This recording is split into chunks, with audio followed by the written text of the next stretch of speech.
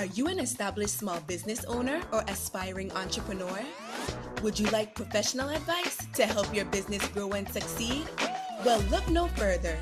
The Virgin Islands Small Business Development Center is the territory's #1 resource to move your business forward. Enjoy no-cost advising, low-cost training, and technical assistance from experts in both the public and private sectors. The VISBDC is nationally accredited and sustained by the University of the Virgin Islands and the U.S. Small Business Administration. Visit us at our locations on St. Thomas, St. John, or St. Croix, and follow us on social media at VISBDC. For easy access to all our training and networking events, be sure to join our newsletter and download the VISBDC app. The Virgin Islands Small Business Development Center, here to help your business start, grow, and succeed.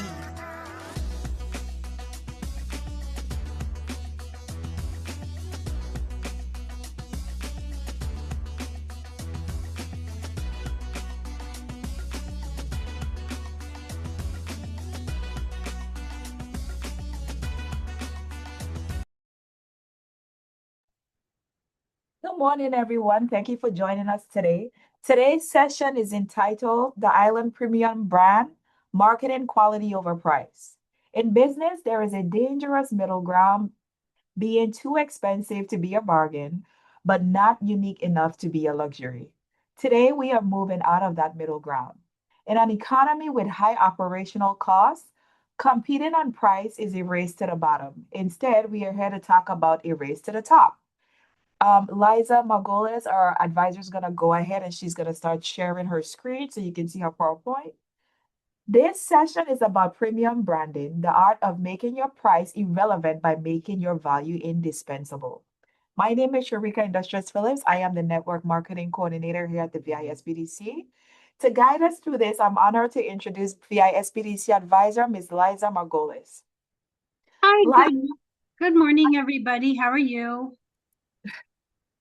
So Liza, I'm going to go ahead. I'm just going to read a brief bio so everyone can know Perfect. strong points and so forth. Alrighty. So Liza is passionate about helping small businesses shine. With over 20 years of experience in marketing, fundraising, and advertising, she brings unmatched energy and insight to every entrepreneur she supports. Liza's specialty lies in strategic marketing that fuels growth, helping business owners clarify their message, elevate their brand, and connect with the audience that matters the most. A successful entrepreneur herself, Liza knows firsthand what it takes to turn big dreams into thriving ventures. She's especially committed to empowering women business owners in the U.S. Virgin Islands, equipping them with the tools and confidence to grow and succeed. Through mentorship, workshops, and community partnerships, Liza continues to build a vibrant ecosystem where small businesses can flourish.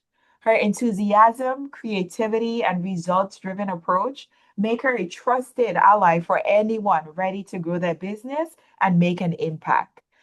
So here's a friendly reminder to place your question in the chat, and it will be addressed by the presenting team either directly in the chat or later during our question and answer segment. A copy of today's presentation will be attached to the post survey email sent after today's live session. We encourage you to take a few minutes of your time to briefly fill out the survey that lets us know how we're doing. This data is essential to us rendering these deliverables complimentary to you. So without further ado, Liza, the floor is yours. Okay. Hello, everybody. I'm Liza Margolis. I'm actually excited to present to you today. My favorite topic in the world is branding and marketing, but specifically branding. It's going to be interactive, so please feel free to put questions in the chat.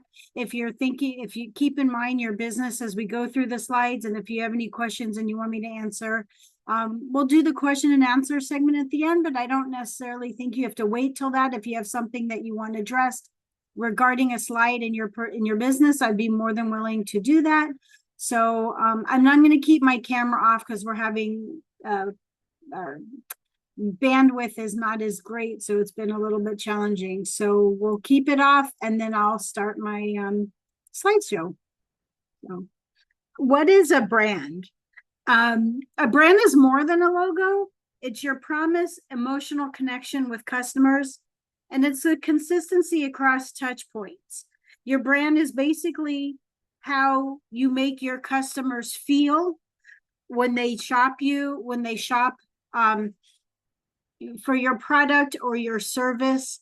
If it's a good product, and they feel good about it, they will continue to utilize your services and continue to buy your products. And it's, all goes with like cognitive dissonance is something in marketing. It's buyer's remorse. When someone, after they buy something, they feel regretful. That's something you don't ever want your clients to have. And that's why your brand is more, like I said, it's more than a logo, it's more than your name, but it includes all of that. And elements of a strong brand, a name can say it all. Logos, colors, fonts, shapes, voice, tone, customer experience. You can name I don't know if anyone wants to name some memorable brands and why you remember them, or some brands that you regretted buying and why. I think, we talk about, there's shapes in brands, there's different styles of brands. Cursive is high quality. I know Amazon is a brand people kind of view, that's memorable, because when you think of Amazon, I don't know about a lot of you, but when you get to see the Amazon logo, you get excited because you're thinking of a package you're getting. There's brands that you might regret. I know that it's funny because whenever we do these webinars, someone will always bring up WAPA and how WAPA makes you feel as a brand. But then I always tell people to think beyond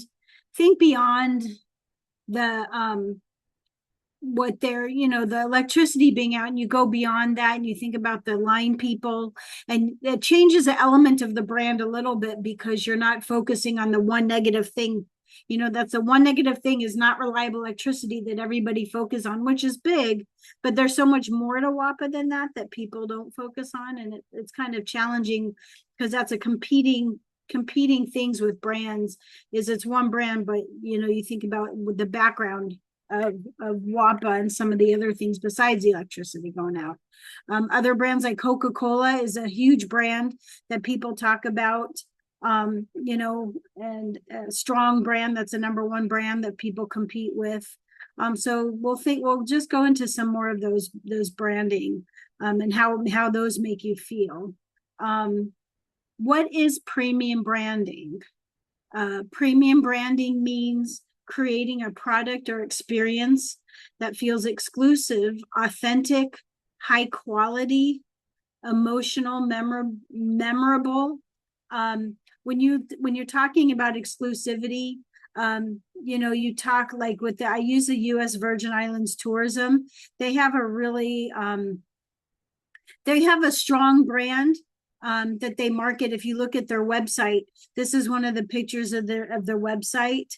But it used to be a lot more exclusive. The US Virgin Islands brand used to be a lot more exclusive than it is now. I think that some of the things with tourism and the Virgin Islands products, they've lost, and I think that happens with a lot of brands. They get watered down. And one of the big things in tourism, I've been on a lot of committees with marketing and branding for tourism, and one of the things that is consistent is people are saying that the US Virgin Islands has lost some of their exclusivity, their authenticity, because the culture, like people have lost it. It used to be, we knew what the culture was. And I grew up here. I've been part of this community. I wasn't born here, but I've been here over 30 something all total, since all together, most of my life I've been here, and I've been in marketing for over almost 30 years here. So I've seen the changes, and it's part of the cruise ships. And if you notice on Main Street, a lot of the exclusive brands we used to have Coach and a lot of these exclusive high-end brands on Main Street that are all gone to like t-shirt shops now. So I feel like we've lost a lot of our, which can happen, you lose some of your clout with branding when you're not focusing on it, and then you have to do, and then at this point I think you can get to a rebranding phase of if you're in a product and you feel like your brand is kind of watered down and faded, you can do a rebranding, and you can make it high quality, emotional, memorable. So there's things like this is a memorable experience. I think their website is really good at capturing it, but when people get here, I don't think it's as exclusive. I know St. Bart's is a lot more exclusive. They're definitely branded themselves, but they also don't allow cruise ships in there anymore. So you also have to be careful when you're branding yourself, what you're making, how you're positioning yourself in that market. People will pay more, and what stands out to people is your story. If you have an awesome story, about your brand, highlight the story. My great grandfather so and so, like, just for an example, started a planting some type of root, and now it's I'm making household soaps out of these type of products that so if you have a really interesting story, and you can even create your story, but highlight your story, your background, why you're doing what you're doing, the heritage. I just talked about that with creating what it is in your background with the heritage and why this is a connection to you. Include local culture. People like handmade and craftsmanship. Avelino Samuel with his wooden bowls. He did these beautiful bowls out of mahogany, and those were just sought after. People clamored for these wood carvings from him. And I remember Jason Butson used to have the shells that he put wax in, and he'd sell these mango conch shells candles, and people would pay $25, $30, $40 for a conch shell with wax in it because he created these candles. So those type of things, these exclusivity, what people want. Authentic island experience. Think about some of the restaurants you go to, creating that experience. Some of the boat trips you go on, creating that. People want to come here, and they don't, and we use your product, and even not just tourists but locals. People want something different. They want something that's unique, and for these premium type brands. And I wrote USVI tourism is a brand in itself. So that is, and again, they have a little bit of work to do with their branding, but I think they're doing better. And again, the reality of doing business in the USVI, and why competing on price doesn't work.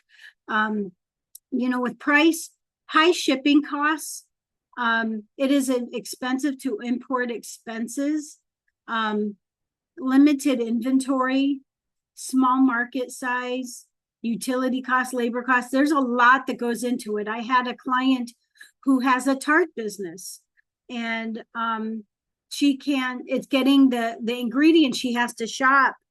Unless you can buy bulk, I think that it's challenging because tarts are expensive to make. And for her, she was putting in 20, 30 hours a week making her tarts, and was only making $200 from the batches because the ingredients and the time. And what people also don't take into account is how much gas it takes to go shopping at the store, and how much time and how much gas your stove uses, and your own wear and tear, and business license. So there's a lot of costs that people don't factor in when doing those things. So those type of things. So if you position yourself if you have that type of business, especially on baked goods, and it's important to position yourself exclusive. I have another client who does cakes, and a lot of people do cakes here, a lot of private bakers, a lot of home cake businesses. And I said, well, what makes your cake different? And she said, it's a chocolate cake that's like nothing else. And she said that several restaurants have tasted her cake because she's friends with a lot of restaurateurs, and they're all clamoring to sell their cakes in their restaurants because it's something so different. And if I told her she comes up with a unique name for it, like the ultimate indulgent cake or any type of creative way, and that's the other thing, getting creative with your products so you can create the exclusivity. So if you create like the indulgent cake, like the one on the island, the only one, that's how you can create a premium brand, making it out of the market exclusive. You cannot win by being the cheapest.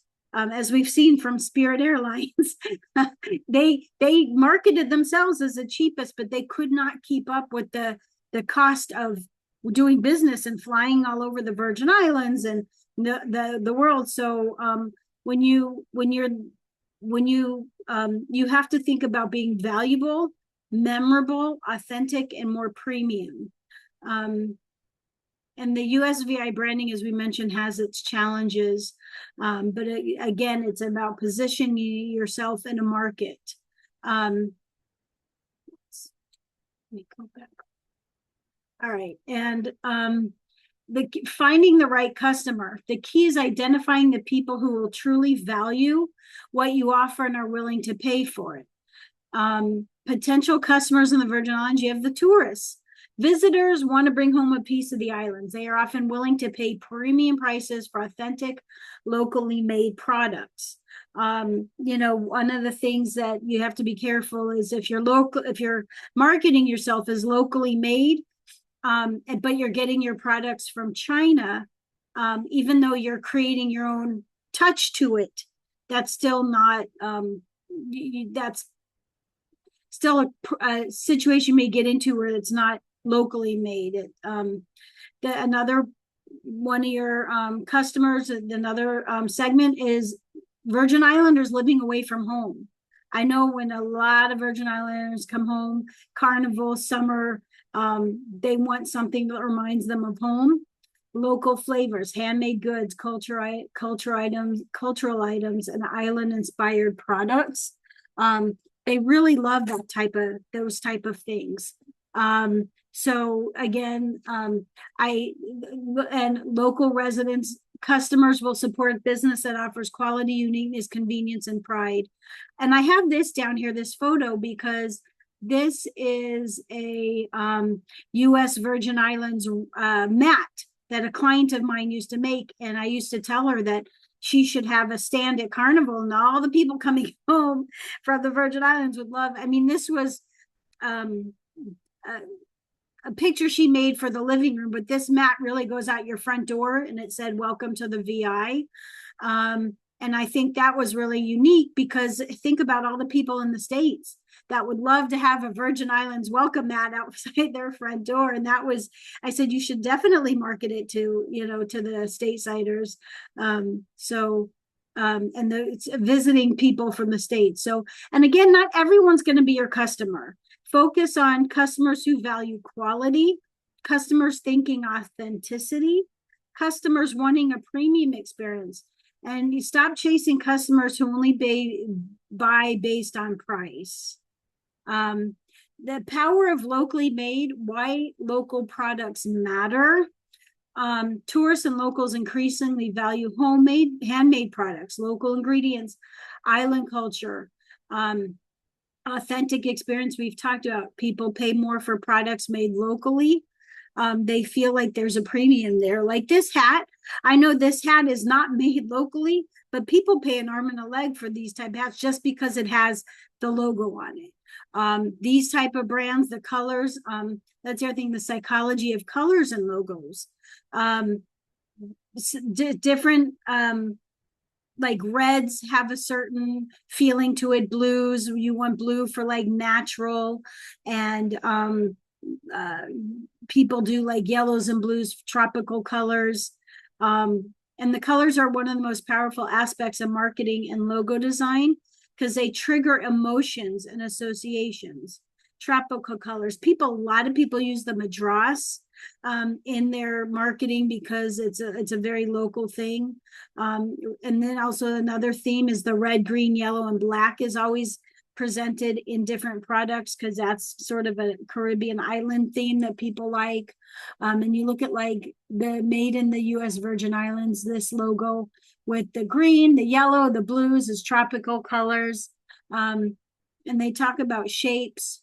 There's different shapes that create feeling and bring out stuff with it, with marketing and logos as well. Like the Nike swoosh, you see that shape and you automatically know what that is. The Coca-Cola circle, there's just different shapes and different logos that you automatically know.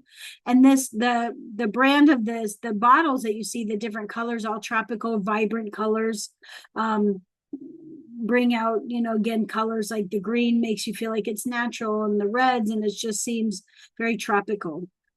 So that's another thing with colors and shapes, symbols, and local products. What makes your product different? Why should someone buy your product instead of other options? And again, differentiators: handmade, family recipe, local ingredients. And I use a small batch. If you do small batches, it also makes it more inclusive. Island inspired, cultural connection, sustainability, authenticity. And I use this hot sauce as an example because there's probably over 50 to 60, there's dozens and dozens of different hot sauces, locally made hot sauces. And again, you go to the stores and there's just on the shelves local hot. So how, if you're a local hot sauce maker, how can you get your brand across? Like, how can you make sure that the person seeing your bottle wants to pick you out of everybody else? The top right one with the different colors, and that's really unique. I think that would be good for tourists because they'll see these different flavors and be good. Where local, the Jerome's hot sauce, I think he's touting finest Caribbean. Alvin's is award winning. So these are things you could put on. But if you say award winning or finest Caribbean, you have to have something to back it up. Like award winning, what award did this person win? Like who is this person? So again, that goes back to the marketing and placement. And why should they support your brand? Like what makes you different? There's, is it the hottest? Is it most mango flavored? Is it the zestiest? Is it, only made with, there was a hot sauce I saw that was only made with ingredients from local farms. So they claim they don't even buy stuff. So that's another, just finding your niche and what makes you unique is going to be your biggest asset and biggest challenge. Now, this is a client who I use her as a case study. She's a local, has started off with cookies and then decided to do donuts. And now she decided the last 6-7 months, she wanted to do donuts soaked in rum. This is her original logo that she did, Paradise Bites or donuts. And then she added the rum, and her new logo is a rum bottle with the palm tree and the, this type of thing. So that's her new logo for the rum. But she positioned herself differently at two different events. She did a block party, which was a local event, which was fun, affordable, and impulsive buy. This was her at the block party, the picture you see. And she was looking to do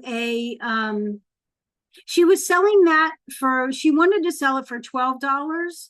But I said I told her that it's more of an $8 to $10 one. But I think that she did really well at this event because she lowered her cost a tiny bit because it was a family event and it was a different feel. But then Carnival, she positioned She positioned herself as a premium island dessert with her specialty flavors, gift-worthy, exclusive experience. And with Carnival, I know people will spend a lot more for this type of thing at a Carnival event than they would a block party. So she positioned herself and added more rum and did it different for Carnival than she did. So she recreates this based on where she's selling her stuff. Now, I also got her a meeting. Your positioning changes your perceived value. I also spoke to one of the big grocery stores here, and they're interested in her product, but they said her packaging needs to change because her packaging for the events versus a grocery store, two different things. She would have to have it, the top sealed. She would have to have, obviously, not the plate underneath or the fork. And she would have, so her packaging would have to change significantly. She'd have to have ingredients written on it. So it depends on where you're doing it. And it doesn't mean you can't position yourself in several different markets. The one thing here I will point out with her flyer, and again, the marketing and the positioning, where she said mini rum donuts. I talked to her about the way she positioned herself, because the way you think of rum infused donuts, it's not really infused. You think of just rum in the donuts versus rum soaked in or donut soaked in a strawberry or mango or passion fruit syrup, which is completely different. So I was telling her that I didn't think this flyer really explained what exactly her product is. So when you do your marketing, make sure that you're really, if you have something this unique, make sure people know it's unique. Because I think that rum infused donuts, there's people who make donuts with rum, but nobody does the donut soaked in a rum syrup the way she does. So that's where you think about marketing and branding. Another one that I like is the kettle corn. You know, you pay $10 to $12 for a bag of popcorn, because they make themselves more exclusive. It's kettle. They have product placement matters, and they've done a really good job with product placement. Where you sell matters. Checkout counters, tourist shops, hotel gift stores, airport locations, farmers markets. People will pay $10 to $12 a bag. Visibility. I bought this so many times because I've been at the supermarket and I'm last minute purchase. It's at the checkout stand. You're like, wow, this looks good as you're sitting there in line waiting to cash out. And it, you know, especially like for these type of point of purchase, you're at the front. Visibility, it's visible, it's convenient, it's local branding. And here they've done as a tourist impulse where they do it right on the dock. They sell it on the dock in a kiosk, and tourists line up for this popcorn. Isn't it the best popcorn I've ever had? No. Is it locally made and does it have uniqueness to it? Yeah, it's a proven concept. It's high profit margin and it's a prime location. So that's where that comes in as well. And again, packaging and presentation. Cheap packaging says low quality, mass produced. Premium packaging says handmade, artisan, luxury, and authentic. And again, it's how you position yourself in the packaging. People will often judge the value before tasting a product. Does anybody have any questions so far at this point? Okay. All right. I mean, if you think about the products that you have, somebody, you know, different candies like Godiva chocolates versus a Kit Kat bar. Godiva chocolates is in a gold box with a gold ribbon, and you're going to pay 10 times more for Godiva chocolates than you are for Kit Kat bar. Kit Kat bar is in a little wrapper. So again, it's packaging. You go into some of the local artisan stores, locally made stores, and you look at obviously some of the products on the shelf. And again, if if it's cheap packaging, people aren't going to pay. Your packaging also matters. Your logo matters. Fine quality. Don't have it printed on, have it professionally done. Your logo, made in the Virgin Islands. This packaging down here with the soap and stuff. To me, that says like natural. It's a nice product. The way it's in a box.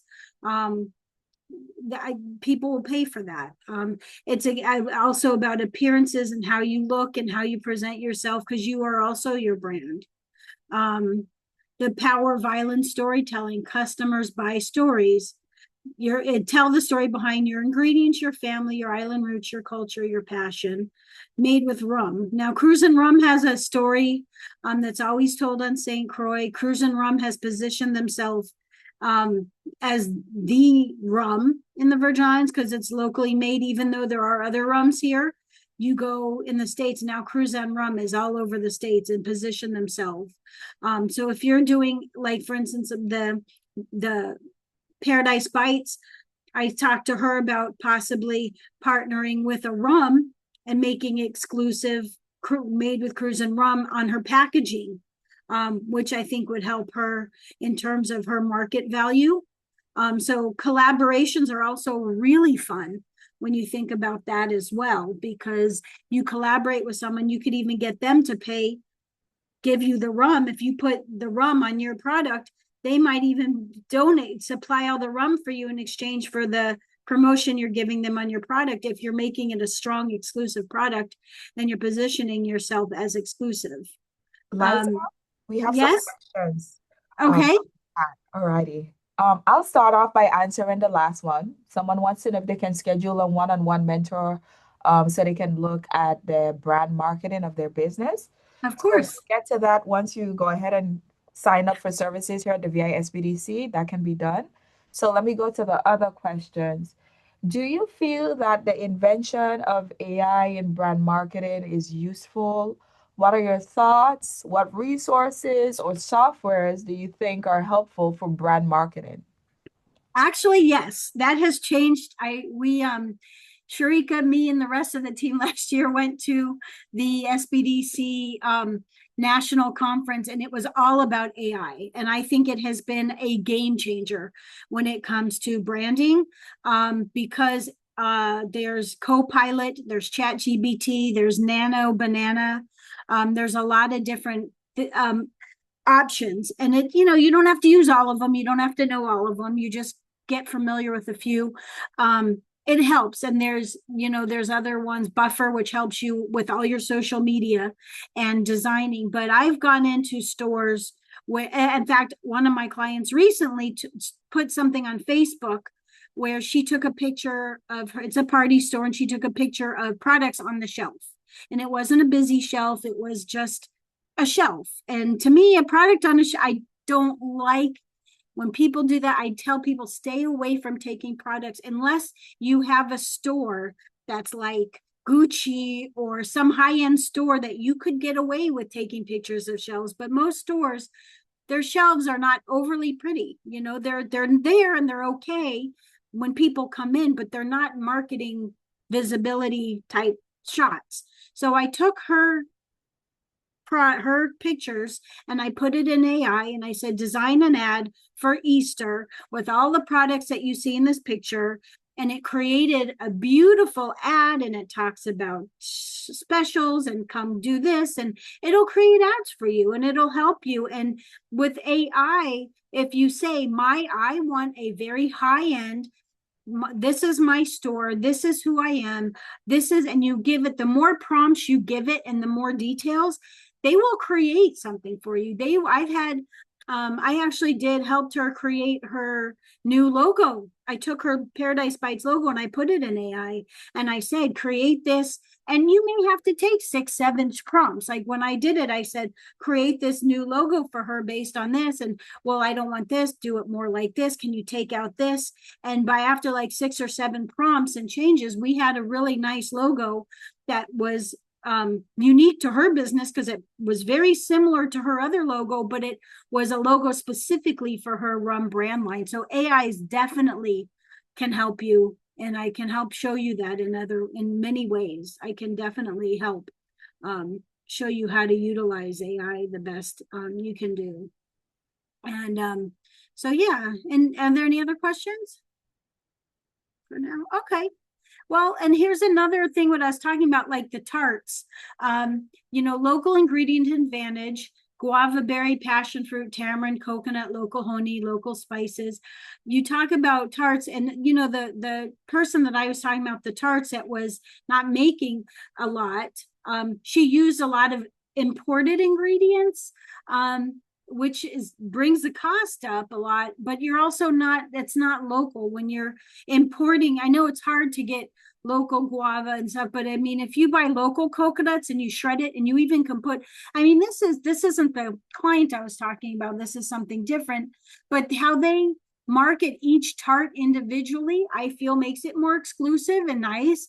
And the bush tea with the brown packaging, the natural look, is good.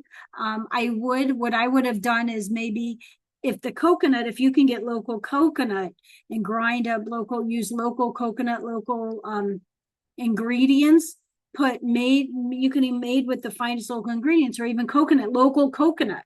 If you can do that, I know it's hard to get tamarinds too. I think a lot of people made from local tamarind, you know, so I mean, sometimes people like, oh, but they should know. No, it's sometimes you have to spell things out for people and really, really like put the idea out there. Like someone I had recently had a client, and they said, but they should know if they go to my website, it's like they act now. I'm like, no, call now and get your discount, or utilize this and you shop now, or find out how it's like, just be stronger with your message, very direct with your message. Like, don't assume they'll just know what you're trying to get them to do. It's like, you know, eat local now, or the coconut tarts now, or buy this for a gift now, or, you know, give them prompts. Like, tell people want to know what you expect them to do, kind of thing, in your marketing. And that's a whole other, you know, the marketing campaign. But another marketing brand that I kind of like to do, the emotional side of branding. Premium brands create emotion. People buy identity, pride, nostalgia, experience, culture, connection. Make customers feel your product is worth the price. Premium pricing strategy. Charging more is not bad. Higher pricing can communicate better quality, exclusivity, authenticity. The right customer is willing to pay more. And I say Zora sandals because Zora has positioned herself as it is the exclusive sandal of anybody coming from abroad. Like everyone, I know so many people that come home for Carnival that look, oh, I gotta get my Zora sandals. Like, it's this exclusive product that people are willing to pay hundreds of dollars for sandals because it's Zora sandals, and they last. Like, she's known for quality. Like, people have said, I bought my sandals 30 years ago and they're still there and they're still working. And she's been doing this for over 60 years. And so things aren't going to happen overnight. It does take time. But she has definitely positioned herself as the exclusive sandal maker. And this has become almost like like a Gucci type, like people, it's like you're hoity-toity, like oh my God, you have Zora sandals. It's a very exclusive to, you know, and they're not so out of touch. She has sales and stuff, but people look for her, you know. And again, here's her new store on Main Street, which she moved her store, which was sort of forced, but I think it helped because it positioned her to a better location versus on the corner. And this storefront looks so much nicer than her other storefront that she had. The corner it was an old building and it was falling apart. So people, I don't think, appreciated that, and if they knew it. But for new clients, and that's the other thing, you have your existing clients, which will always support you, but if you want your new clients, you have to position yourself. And again, she's done that. Consumers increasingly value handmade products, artisan goods, local craftsmanship, jewelry, island crafts. They don't want made in China. That's the other. I went to Greece once, and I was so excited. I bought this beautiful plate that said it was handmade plate. And I was so excited because it was this beautiful craftsmanship. And then I turned it on the back and it said made in China. I was so upset. So, you know, it's like people don't want made in China. They really want made in the Virgin Islands, and a lot of stuff, like a lot of the tourist stores. And this is where locally made comes in good, because people have gotten savvy, and you go into any of the tourist stores, any of them, and you get all the keychains and the cups and the mugs and the t-shirts and all that stuff that people pay a lot of money to take home because it says Virgin Islands, but it's made in China. So if you have a brand that you can make a keychain, a cup, a mug, or something that could compete with this, but truly is locally made, you'll have an advantage in the market. Liza, we have two questions in the chat. Okay.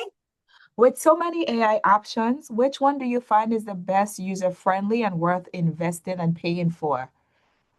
The thing is, there are a lot, and it's hard because I don't like to promote, because what works for me mightn't work for somebody else different.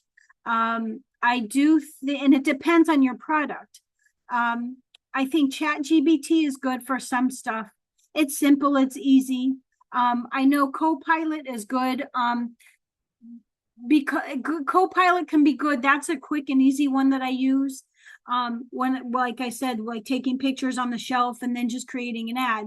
The problem with Copilot is, and ChatGPT doesn't give me as much problem, but Copilot will change things around. Like, for instance, if you do if you have an existing ad and you want to put that in there and make changes, it's not always that user friendly, because it will change words around, and it will cut out words and stuff like that if you're using an existing piece of artwork already.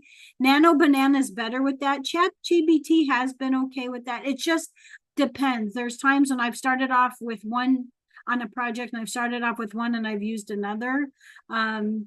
It just depends what you're trying to do. That type of thing. I like ChatGPT to create wording stuff, like if you want to create like a different ad campaigns and stuff like that with creative wording, that they're good for that too. But yeah, and adjectives, and going back, and I hope I answered that. Is there any other questions? Yeah, there's one more. How do we measure brand awareness? That's in terms, brand awareness that's where it's tricky here. Brand awareness, it's hard to measure. Obviously sales, and when you're first starting out, it's hard to measure, but you can measure brand awareness from sales, by your sales and word of mouth. And there's not really a huge way to track it. Down here, in terms of, there's, in the States, they have focus groups. I guess it can translate to sales. And trying to think of an example. I'll come down to that, because I'll show you, I'll answer that question in a later slide, in terms of, think about now major brands on the island. And then when I go down to a later slide, you'll see what I mean by brand awareness. And it takes a long time. It takes time to develop a brand. And it, like I said, it can translate to sales and word of mouth, and where you're getting your exposure and likes on, if you do Facebook, and depend on where you market. Now yeah. Any other questions for now, or? Not at this moment. Thank you. Now, it's important when you're doing like your ads to use using adjectives matter. Like as I've mentioned, handmade, fresh, local, authentic, island made, artesian, small batch. So you look at some of these made in the Virgin Islands. This doll is unique. These cups, these shot glasses are handmade here. This bag is handmade here. Fresh handmade guava berry tarts crafted in St. Thomas. Also focus, if you're doing these type of things, remember I talked about focusing on holiday and seasonal opportunities, creating, going to fairs. If they're products, if they're services, there's different ways to market. It just depends what you're marketing. Boats are going to market different. That's the other thing, like with boats, creating a brand is hard, because there's hundreds and hundreds of different charter boats. and making them all stand out. One I know is like Local Legend. And he has his own unique brand. He's got a boat that you don't feel the bumps in the water. And I think that's gotten around again with brand awareness. He's known for that type of brand. Now, again, with brand awareness is if a way to create yourself with brand awareness is to make sure that how you stand out. If you have, like I said, with the hot sauces, if, creating like how you're unique, what you're most unique with will create brand awareness of how you're known, like the guy with local legends, or the tarts that are made with specifically 100% handmade stuff here. Those type of things will help you create brand awareness. So, but if you capitalize on Carnival, Christmas, Mother's Day, weddings, corporate gifts, tourism season, Boozy Bite gift boxes. Coquito is another product that's cute. Tons of Coquito places.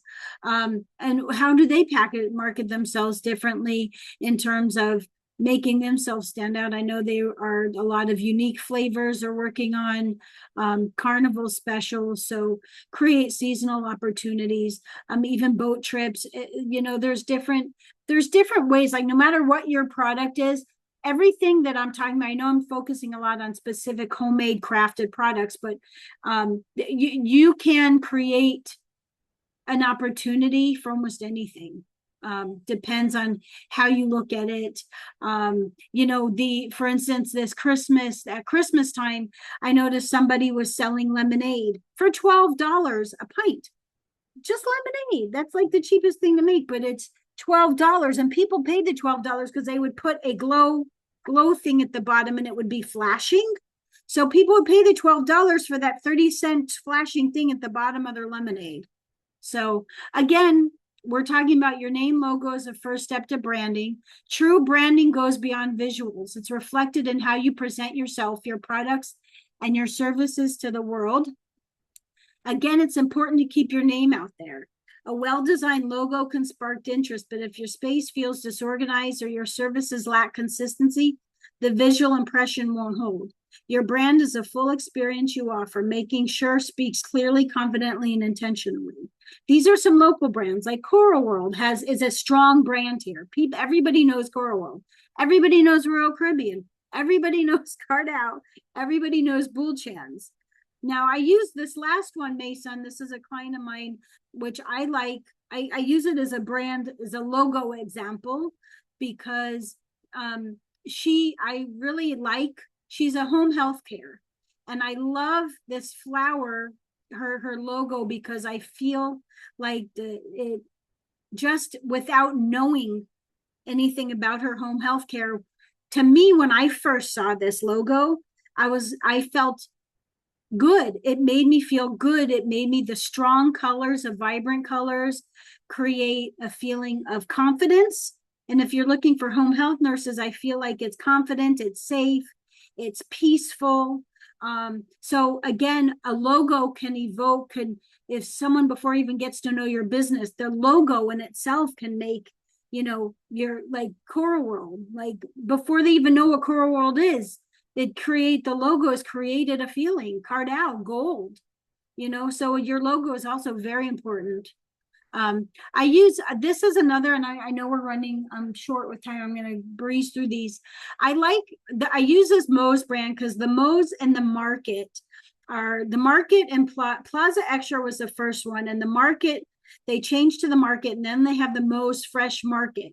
And I use it as because the fresh is the adjective that makes it. Now, if it was Moe's Market, right, without the fresh in it, I don't think it would be as successful. But because they put Fresh Market and people go there, they'll pay more because they feel they're getting better quality. We talked about quality, and they're getting fresh produce, local produce. They always highlight local brands. If you go into the Moe's, there's a whole section of just local products. They always try to promote local brands. So they position themselves pretty well. in the market based on all these little things they do. So I think they're consistent. They welcome to Moe's. You're getting, you feel you're being greeted immediately. Locally owned and operated. That creates fresh, local, trusted um, feeling. And it's recognition, and people know it around the island. Now, I like the reason this example is rebranding, because when they had Plaza Extra, it was become kind of dated shopping experience. I think people kind of like Plaza, it kind of became, they needed to freshen it up. So they created the market, and the market also, to me, brings this logo, and the way they position themselves is they freshened up, not just freshened, but they created as more fresh products and fresh produce. And they did a whole transformation of their branding, which I think was amazing. It was very brilliant. A clean break from the past, introducing a modern, welcoming name that resonates with both locals and visitors. It evokes freshness, community, quality, positioning the store as a go-to destination for everyday essentials. And I think their customer engagement's gone up. I think people go back there and feel like the market is a good option. Branding mistakes to avoid: competing only on price, weak packaging, no story, inconsistent branding, generic labels, poor product placement. Action steps for entrepreneurs: ask yourself, what makes my product unique? Who is my ideal customer? What story am I telling? Does my packaging match my pricing? Am I competing on price or value? And I use Mountaintop as an example because Mountaintop has been there for years. It burnt down years ago and they rebuilt it. I'm not a big fan of how they rebuilt it. But the one thing that because I feel like before it was lots of little stores, unique. Every store had its own little personality of stuff, of little goods and things they would sell. Now it's a big, they sell everything, hardly anything local. But what does stay and what has been there from the beginning is the world famous banana daiquiris.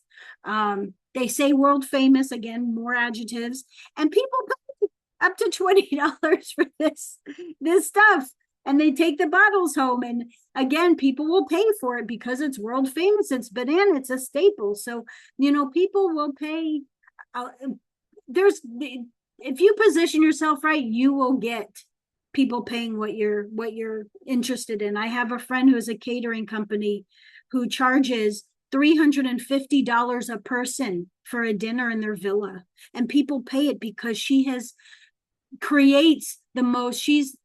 What she creates is art, and it is an experience that they pay for, not just a catering job where they come and they bring. I mean, she creates the most phenomenal dishes and 6-course meals, and people pay what she wants.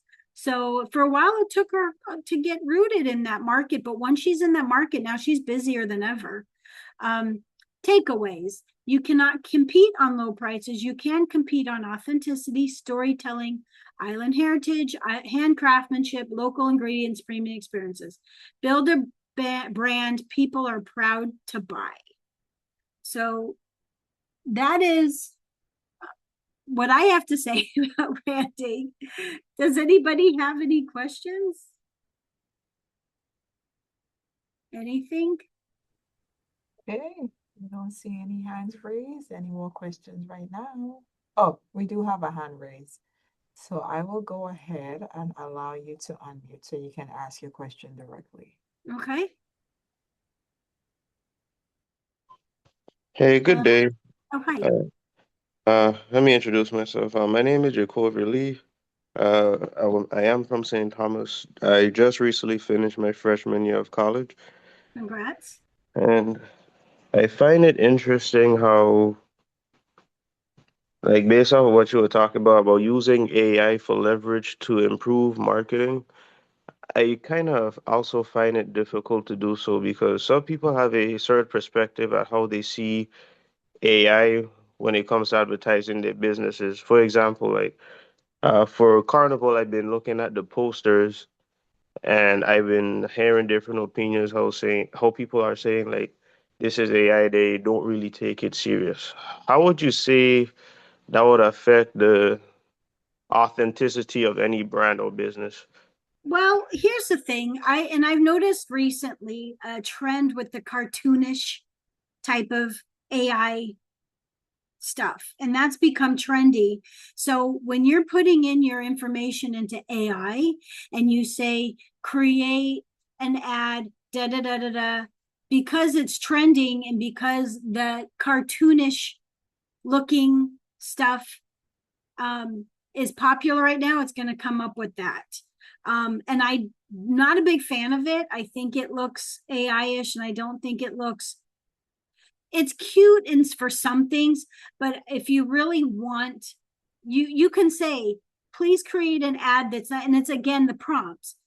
The ad that I created for a client about a year ago, where I took pictures of her dresses on the shelf and say create an ad for the holiday season coming up based on these dresses, and I took the two, and it created a beautiful ad. And you can say create a high quality ad, not cartoonish, for a very exclusive market, and it won't give you the cartoony. So it's all about the prompts. And and there's times it will be it will be a graphic artist for you. And a lot of times, like, I know exactly what you're talking about, but it just depends on how you put in the prompts and how you use AI. I don't think a lot of people use it the best way they can use it. And I think they just kind of say, oh, create an ad for this. And then they get that cartoony thing. And that's not what you want. So again, it's how the prompts and how you direct the AI to utilize. I think a lot of that's on ChatGPT, Copilot and others, and Nano Banana might not do that to that point. And that's again getting to know the different AI programs and what works for you and what won't.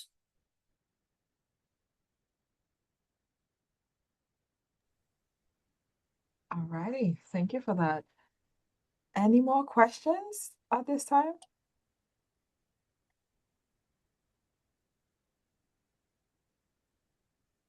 Okay, Liza. I Well, guess thank you all. That was fun. pretty much explained it all. All righty. And So if I anyone, guess, and I'm willing to work with anybody who still wants to continue this conversation. all righty. And we can tell them exactly how to find you in the next slides. All right. Whoops. There we go. All righty. I don't see our contact information slide, but I'll still share the There information. you are. Oh, here we go. So the SBDC has so much more in store for the USVI small business community. You can visit our website at www.visbdc.org. Follow us on Facebook, Instagram, Twitter, and subscribe to the VISBDC YouTube channel for uploads of our webinars. We encourage you to download the complimentary VISBDC app from the appropriate app store. And I am going to go ahead and segue into a few trainings that I see coming up. But before I do that, I see a hand raised. So I want to go ahead and let you ask your question. I apologize. That's okay. It's been No, Nessa, we're here for this. We have a few minutes. All the questions are wonderful. uh ever since I got into UVA, I always wondered about how does the SBDC actually assist students or young entrepreneurs who's actually trying to pursue in their business ventures? Like, how do y'all assist with those kind of individuals? Okay, I guess I'll take this one, Liza. So with regards to students here at UVI, we do have internships available. We have some AI projects right now that we have students working on. We've had interns with regards to different majors where they need that hands-on experience. So they come, they work within the SBDC, see how we service clients, they build their portfolio, they get assigned to an immediate supervisor, and they build their experience here in that capacity as well. And so if you want to be an entrepreneur or you already are and you have a project, you can always sign up for services and you are eligible to be paired with an advisor so you can go ahead and work on your business venture. Does that help? It does. It clarifies everything. Thank you. Awesome. And so I'm actually going to be putting out a call for interns because we have some projects with regards to AI bots that students can develop and it can help our advisors with their clients. We already did one with regards to a market research tool. And so we have that on our intranet that our advisors can go ahead for anyone with an existing business who just wants to know prime location, who are my competitors, what strategies I can implement to have better marketing and exposure, things like that. And it does research within our territory to let you know what is a good position, who are your competitors, what are good names, with regards to having like that local touch to your business. So I hope that was helpful as well. It is. I'll be definitely looking forward to more opportunities like that. Okay, awesome. So we're going to post that on our social media platforms as well as the UVI intranet, UVI messaging. We're going to send out that flyer, that call for interns. Alrighty, so I guess I can. How do we get access to this AI bot? So as soon as we finish our internal presenting, we're going to launch it and make sure that, within the SBDC, our advisors will have access to that bot. And that way you can keep all of your output and track your progress. Oh, that's fine. Okay, so I'm gonna go ahead and Liza, I am going to share my screen and I want to take Okay. persons to the VISBDC website so they can see how best to find us and what services we offer. So this is the VISBDC website, www.visbdc.org. I want to take the time to mention that under SBDC services, we do have the Agriculture Business Center. This center is focused on farmers and fishers and it's the same 3 point of service. So we do have that complimentary one-on-one advising. We have that small business education happening as well as that technical assistance. So anywhere from developing a business plan, you need help strengthening your financials, you need information on cybersecurity, you need help on upgrading your website. I mean, even to exiting and selling a business, our advisors are trained to assist you with that. And so you can see the different areas that we specialize in. If you want to request help, you can contact an advisor ahead of time. You can go to this page and you can see their specialties and who they are. And for now, and we also have our success stories. You can see the impact that we make, some of our clients, and we were sure to upload some of their testimonies. So we have some success stories for you to see, as well as some videos. So you can see and live in color our clients who are successful because of our help. So I want to go back here and focus on how do you sign up for training events. So select the training tab. I want you to go down to events and it will take you to this page. And so on this page, this will be the main areas we are focusing right now. And you will click the VISBDC registration portal. And so on this page, I want you to pay attention and I want you to select all and make sure that center says all, or else you will just see one center at a time. And when you hit search, these will be the events we have to come. So let me talk about today's session in its pre-recorded format. So since this session is already live, it already basically happened, starting probably in 30 minutes, you can go ahead and you can watch this at your leisure. And so you would do that by selecting type and you will select on demand. And when you hit search, it will populate here. And then you can just go back any time of day once you're available and you can go ahead and register and watch at your leisure. So let me go back to what's to come so you know what we have coming up. So tomorrow we have our senior area manager for the SBA, Mr. Wayne Huddleston, and he is getting businesses ready for disaster preparedness. So tomorrow's session is entitled Disaster Preparation and Mitigation for Your Business.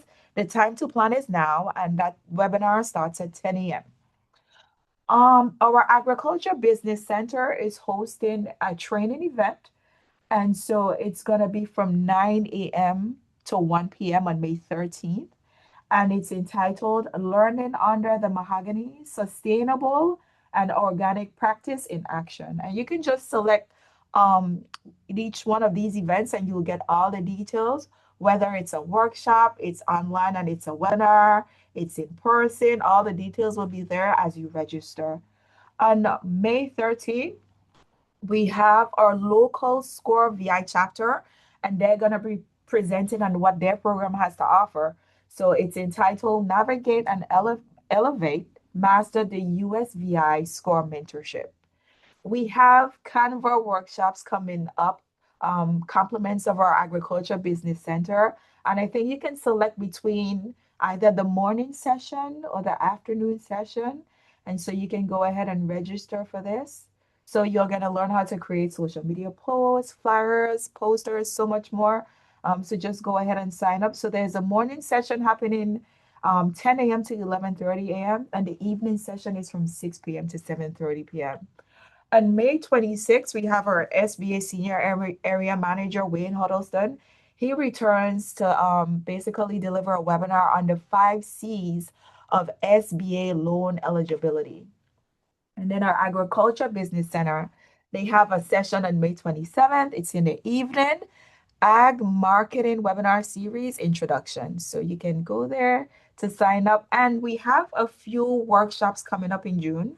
We have collaborated with the Veterans Business Outreach Center, our USVI and Puerto Rico team. And so they're delivering webinars. It's primarily Thursdays on June, starting at 10 a.m. So we start off with the introduction to business ownership on June 4th. We go to understanding markets and your competitive space on June 11th. We cover the economics of small business startup on June 18th. And on the 25th, we do an introduction to business planning. So go ahead and register.